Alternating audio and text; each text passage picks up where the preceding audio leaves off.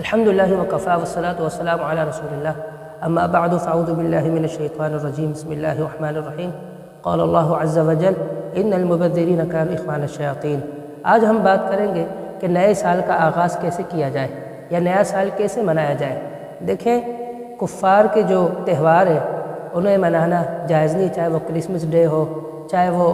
نئے سال کا آغاز ہو یا کوئی بھی تہوار ہو۔ رسول اللہ صلی اللہ علیہ وسلم نے فرمایا من تشبہ بقوم فهو منہم، جو شخص کسی قوم کی مشابہت اختیار کرے گا تو وہ انہی میں سے ہے۔ اب جو بھی کسی قوم کی مشابہت اختیار کرتا ہے، چاہے عیسائیوں کی، چاہے یہودیوں کی، چاہے جو ہے آگ کے پجاریوں کی یا ہندوؤں کی، تو وہ انہی میں سے ہو جاتا ہے۔ تو اس لیے ہمیں اس سے گریز کرنا چاہیے۔ اور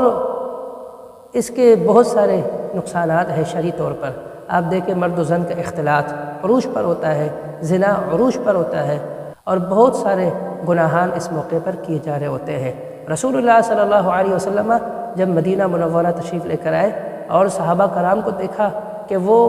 اہل مدینہ کے جو لوگ تھے، صحابہ تھے، وہ خوشی منا رہے تھے اور اسے عید سمجھ رہے تھے، تو آپ علیہ الصلوۃ والسلام نے فرمایا اللہ رب العالمین نے تمہیں سال میں 2 عیدیں دی ہیں، ایک عید الفطر ہے اور ایک عید الاضحیٰ ہے۔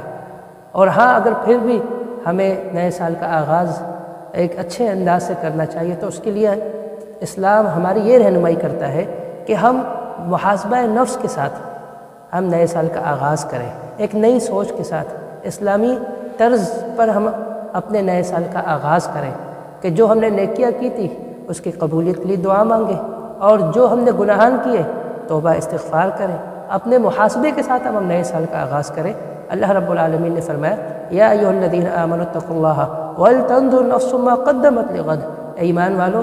اللہ سے ڈر جاؤ، اور چاہیے کہ تم میں سے ہر نفس غور کرے کل روز قیامت کے لیے اس نے کیا تیاری کی۔